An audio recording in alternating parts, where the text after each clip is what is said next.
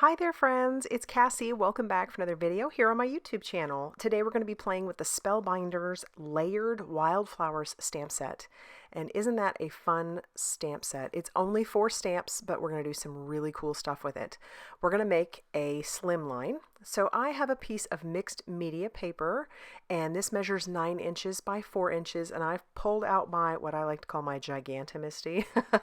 It's actually the scrapbooking MISTI. It is, big enough to do scrapbooking with.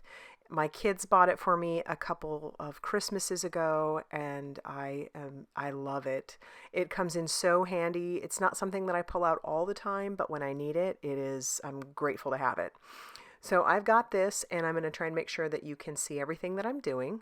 And I have put my piece of mixed media paper to the far right-hand corner, and I've got that down with a magnet. We're going to pull out the first stamp. This first stamp is just the stems, and we're going to do some watercolor stamping. There's a couple different ways to do this. So you have a water bottle. I'm using Distress ink, which is not formulated for actual stamping. It's more for techniques.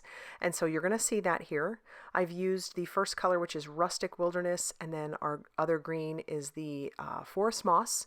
And I'm kind of overlapping those, not really concerned about it. And I'm going to spritz it twice. I decided on 2 different greens because I wanted there to be variation in the color. And I love the watercolor look it gives. Now we're going to move our paper and do the same process. I haven't cleaned off the stamp or anything. We're just using the same inks in the same spots, and I'm overlapping them a little bit. I'm not concerned about contamination.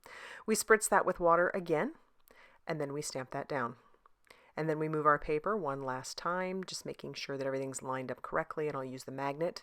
And then one more time, ink that up with both of those colors, spritz it with water, and stamp it down. All right, now we're going to clean off our stamp, and we're going to move everything back again to that lower right hand corner, and we're going to pull in the second and the third stamp. Now I'm going to use both the second and the third because they don't overlap each other.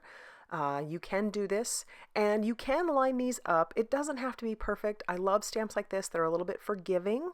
So you don't have to have it perfectly lined up, and especially with a technique like this, there is a lot of room for error. Or not a lot of room for error, but it's okay if there's error. It gives you a lot of room to be able to make an error, I guess is what I'm trying to say.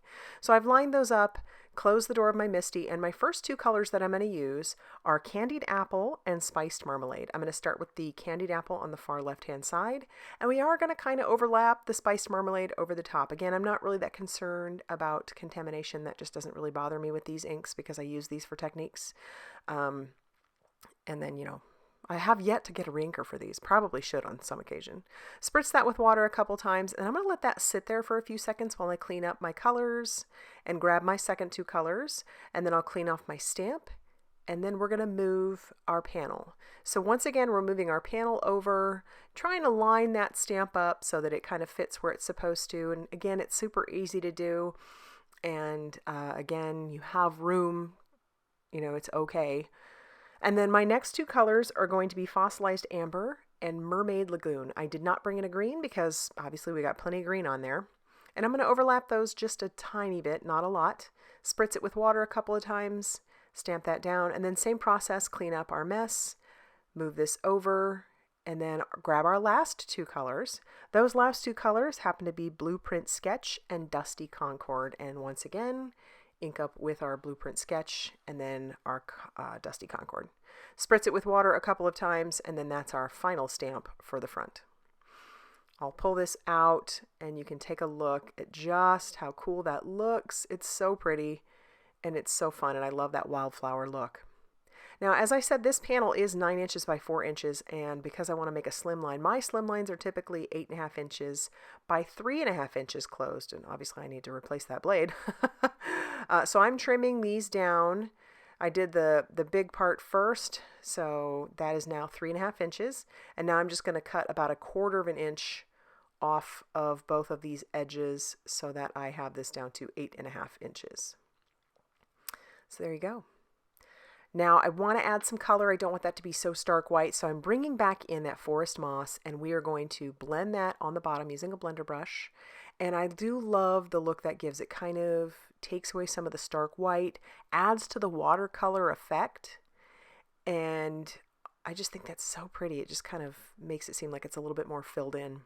And then our top, we're using tumbled glass, same process, but I'm not going real heavy-handed. I do want there to be a good amount of blue on the top, but I do like the white around the flowers. And now I gotta add some splatter. I'm like slightly obsessed with splatter these days, especially gold. So I've brought in a gold paint, and I'm going to just spritz a little bit of water in there to activate it, grab a paintbrush, and then we're gonna splatter because Mama loves the splatter. Oh, Mama loves the splatter. There it is. So happy with that. And you know, the camera just does not do it justice. It's so shimmery and pretty, and I love it.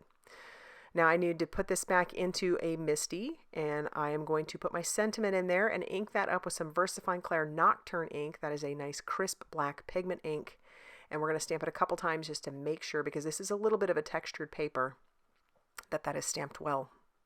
Our base is going to be 7 inches by 8.5 inches, scored at 3.5 inches.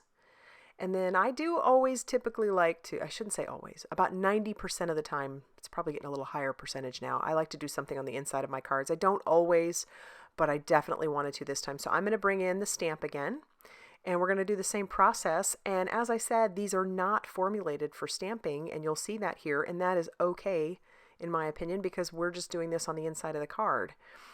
So I'm stamping that down with our Forest Moss and our Rustic Wilderness, and you'll see that is not a good stamped impression, and that's okay.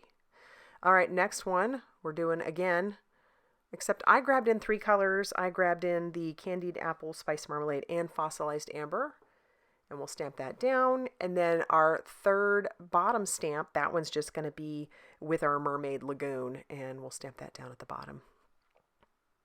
That finishes off the inside for me. We'll close that up, use our tape runner, because that was just sitting there. I guess it's proof that that's why I need to have like all these glass doors, so if I see it, I'll use it. And then I'll put that down onto my card base, and there you have it. I love, love, love this card. I don't think the camera does it justice. But if you like this video, be sure to hit that like button, and definitely consider subscribing if you haven't already done so. I do have a blog post. It's going to be linked down below if you would like to see closer pictures or anything like that. So thanks for stopping by, and I'll see you very soon in another video. Bye, everybody.